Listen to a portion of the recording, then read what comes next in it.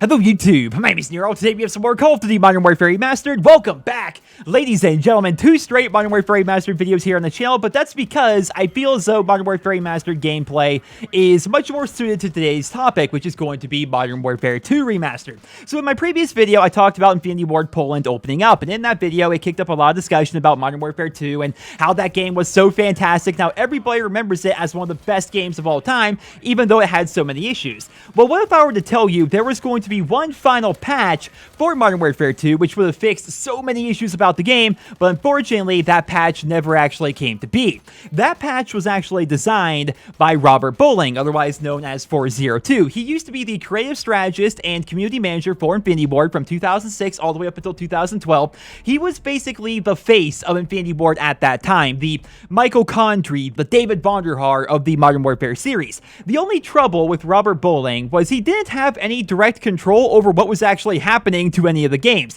Modern Warfare 2, to me, is going to go down in history as one of the least supported yet most popular games ever, right? I can't think of a game as popular as Modern Warfare 2 that had as many issues that Modern Warfare 2 had. I mean, we're talking about care package glitches, we had the Javelin glitch, we had the Akimbo Model 1887s, which, oh my freaking goodness, people forget about these things. Before they actually fixed these things, they were insane. Shotguns with the range of like assault rifles, at least it felt that way. We, of course, had wall hacks, we had actual aimbots, infinite domination on Rust, free-for-all boosting, one-man army noob tubes, attachments not working the way they should, countless out-of-the-map glitches. We had all of these problems, and a lot of them never actually got fixed, and all of them were blamed on Robert Bowling, because again, he was the face of Infinity Ward, and the only person the community could actually get in contact with.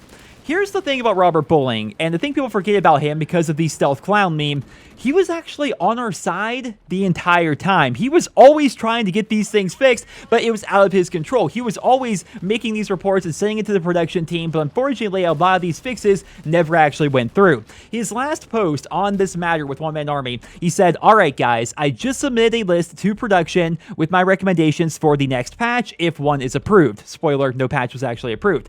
It includes all tweaks to weapon sights suggested by Blame Truth, One Man Army tweaks to prevent constant reloading of M203s, which are noob tubes for those who don't know, address the rock in fuel, a suggestion for free-for-all tweaks to help combat boosting, and addresses attachment issues on certain weapons, such as silencers showing red dots. I'm pushing this one hard with your guys' support. I'll keep you posted.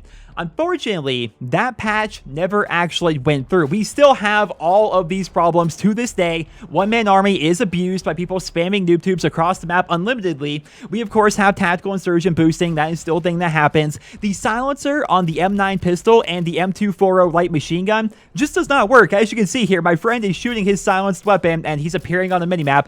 The FAL red dot sight is off-center, like it's not where it should be. The holographic sight on the FAL gives you unlimited range for some reason. The Akimbo USP-45s are far better for knifing than any tactical knife attachment in the entire game. The list goes on and on. I have to wonder, what would Modern Warfare 2 be like today if Robert Bowling's patch actually went through? How much different would the game be, and how would Modern Warfare 2's legacy change if they actually did patch One Man Army?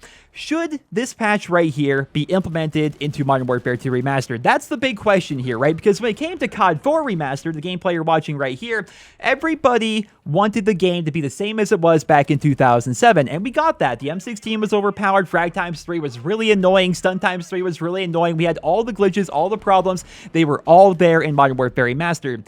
Should that be true of Modern Warfare 2 Remastered? Because I'll say this right here and now, I personally feel as though when they do make this game, they should include everything in Robert Bowling's Forgotten patch. Because in my mind, if Infinity Ward was not going through that giant rearranging with the big falling out they had from Activision at the time, if they weren't going through all of that, I have no doubt in my mind that this patch actually would have went through and it would have made Modern Warfare 2 a much better game as a result. But of course, when you talk about making changes to the game that were not actually made to the original traditional game, that opens up a whole can of worms, because then people are going to say, well, Nero, should they also take a look at changing the weapon balance? Should they change around commando? What about danger close? I personally think those things are part of what made Modern Warfare 2 Modern Warfare 2. They should keep those things the way they were, but they should also do all the things Robert Bowling was talking about in his patch here, because I feel as though that would actually make the game much better. If we don't make the changes, at least to one-man army, we are going to have what you're seeing on your screen right now. People hiding in the back of the map, just shooting tubes everywhere, unlimitedly,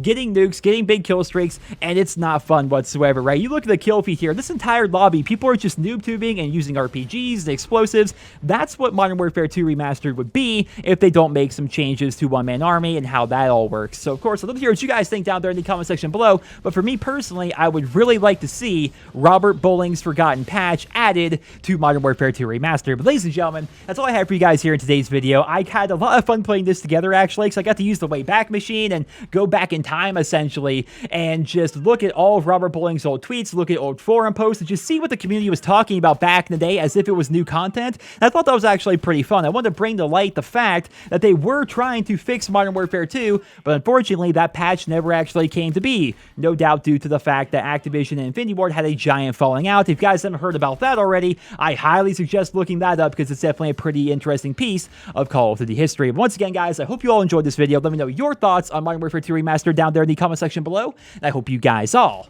have a wonderful day.